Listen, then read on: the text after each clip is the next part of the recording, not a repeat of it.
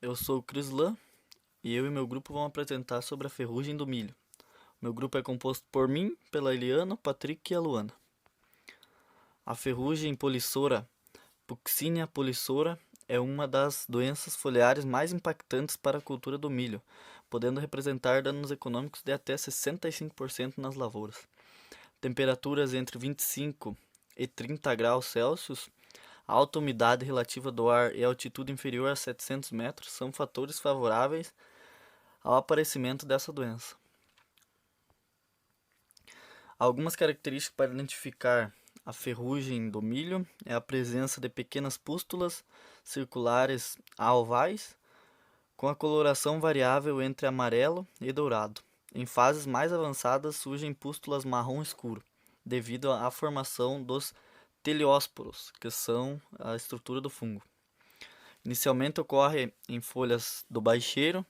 As pústulas se instalam principalmente na parte superior da folha e também na bainha. Em casos mais extremos, em híbridos suscetíveis, as pústulas também podem se instalar no pendão e antecipar o ciclo do híbrido. A ferrugem, quando instalada na lavoura, ocasiona uma série de danos às plantas, como redução da área foliar, redução do vigor e do peso de grãos, senescência precoce e acamamento de plantas. Para realizar o manejo de forma mais assertiva, é importante saber qual tipo de ferrugem tem na sua lavoura. Algumas características das ferrugens comum e branca que podem ajudar na diferenciação. A ferrugem comum tem as pústulas alongadas, de coloração variável entre castanho claro e escuro, com amarelecimento ao redor. E a ferrugem branca tem pústulas brancas com aspecto pulverulento. Ferrugem comum. A doença caracteriza-se pela presença de pústulas elípticas e alongadas em ambas faces da folha, com produção de uredósporos de coloração marrom canela. Com o passar do tempo, as pústulas elas se tornam mais escuras em consequência do desenvolvimento de teleósporos. Com o acúmulo de lesões, é comum observar nas folhas faixas transversais que correspondem à posição do cartucho no momento da infecção. Clorose e morte das folhas podem ocorrer em condições de severidade elevada. Temperaturas baixas entre 16 a 18 graus Celsius e alta umidade relativa a 100% favorecem o desenvolvimento da doença. O patógeno possui como hospedeiro intermediários espécies de trevo do gênero Oxalis, nas quais desenvolve esporos que servem de inóculo para a cultura do milho. Ferrugem branca. Inicialmente são observadas pequenas manchas amarelas, levemente deprimidas na face superior da folha, enquanto que na face abaxial forma-se pústulas salientes, esbranquiçadas de tamanho variado, dispersa nas folhas ou nas hastes. Com a evolução da doença, a região central das manchas na face superior da folha torna-se marrom escura. As pústulas podem coalescer, tomando extensas áreas das folhas, podendo causar a murcha, seca e queda das mesmas.